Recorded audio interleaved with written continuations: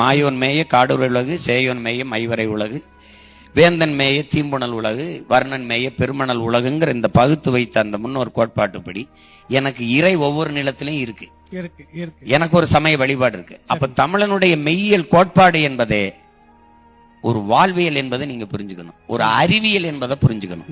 எப்படி அறிவியல் நீ சொல்லுவ அப்படின்னா, நீங்க குளத்தை வெட்டினான்ல, கோயிலை கட்டினான்ல, குளத்தை வெட்டான்ல, அங்கேயே வேப்ப மரம் புளிய மரத்தை நடல, ஏன் ஆலமரம் அரச மரத்தையே நட்டான்? ஆலமரம் அரச மரம் மட்டும்தான் 24 மணி நேரமும் மூச்சு காற்ற உயிர் காற்ற வெளியிடுது, ஆக்சிஜனை வெளியிடுது.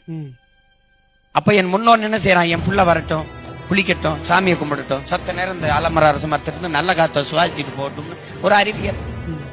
துளசி செடியை சுத்தி சுத்தி வர வச்சான், அது ஆக்சிஜனை வெளியிடுது. அப்ப பாக்க உங்களுக்கு தெரியும் அறிவியல். அவன் நீ ஏதாவது பத்திக்கு இல்லடா புத்திக்குன்னு சொல்லி வச்சான், அது அப்படி சொல்லல. இப்ப சொல்லல. இப்ப நீங்க வேப்ப மரத்தடியில போய் படுக்காதப்பா ராத்திரிக்கு பேய் அடிச்சு போறோம் அப்படின்னு சொல்றது என்னன்னா, அந்த மரம் மட்டும்தான் இரவில் கரியமிள வாயுவை வெளியிடுது, பகல்ல நற்காற்ற வெளியிட்டு இதுல வேப்ப மரம். அப்ப இரவுல வந்து கார்பன் டை ஆக்சைடு கரியமிள வாயுவை வெளியிடுது. அது என்ன செய்ய, அங்க படுக்கும்போது மூச்சு திணறல் வரும், ஆக்சிஜனை வெளியிடாம நச்சு காற்றை வெளியிடுறதுனால. அப்ப அதனால நெஞ்சில அழுத்த மாதிரி இருக்கும், ராத்திரில வேப்ப மரத்துல படுக்காதப்பா அப்படின்றதுதான். அப்ப வகுத்து வகுத்து நமது முன்னோர்கள் வந்து வச்சத மெய்யியல் கோட்பாடுங்கிறது ஒரு அறிவியல். அதை வந்து அப்படிதான் நீங்க பார்க்கணும். Download ShareChat.